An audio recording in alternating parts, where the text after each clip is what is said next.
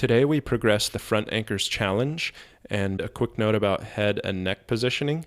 If you notice, I'm looking more down at the ground rather than looking forward, and that is to keep my head and neck in alignment with the rest of my spine. If I was looking up or forward, I would have a backward bent neck. So just be aware that we are keeping our entire spine lengthened, and that includes the neck, and typically we are lengthening it in the back. Now, I'm going to show you some common weaknesses or compensations that were filmed in the original lesson for this program, and so we'll go ahead and get into that. My body, I think I'm going to show a common mistake here, so I'll let my pelvis drop.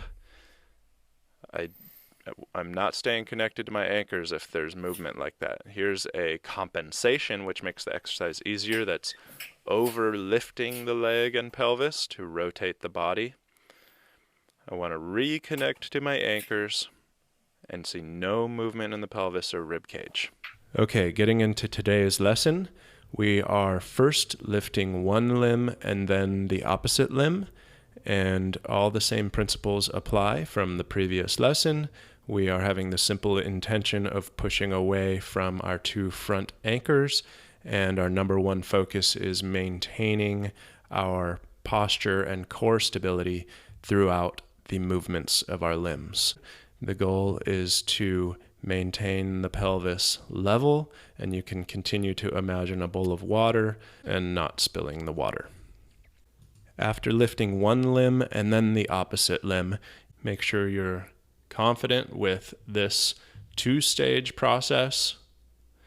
You can then lift opposite limbs simultaneously, and this is preparation for reciprocal movements, which is what we as humans use for locomotion.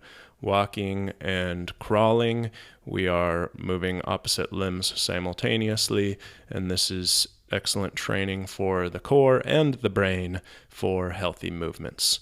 This does get complex, so make sure you're confident with lifting individual limbs first and being able to breathe before moving on to simultaneous movement.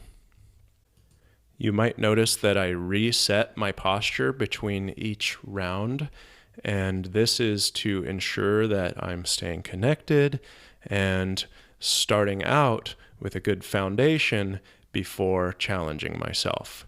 And the corrections you might notice often involve bringing my back anchor zone up towards the ceiling and connecting it to the imaginary floor here. And so what we're going to find later in this program is that there is quite a lot of overlap between the intentions of the front and back anchors. Another thing to be aware of is that the higher you lift your limbs, the more force there will be, and the more likely it is for your spine to collapse here. And so really what we're doing is we are fighting or preventing this collapse from happening by staying connected to your two front anchors.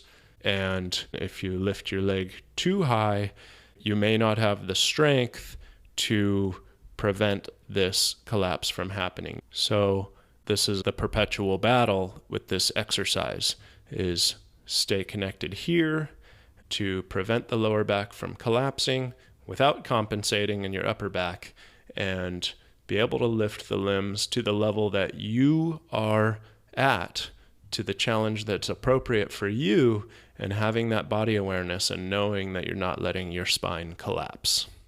And this is something that you can continue to improve at.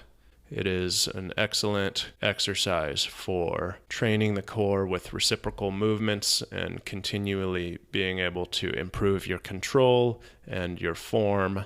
And there are a lot of benefits with core strength, stability, and endurance in this exercise. And a final note, if you don't feel confident with progressing to some of these other levels, these higher levels of challenge, then it's completely okay for you to focus on single limb movement and work on that. You're going to get the same benefits that one would get from doing the simultaneous movement if that's the level that you're at.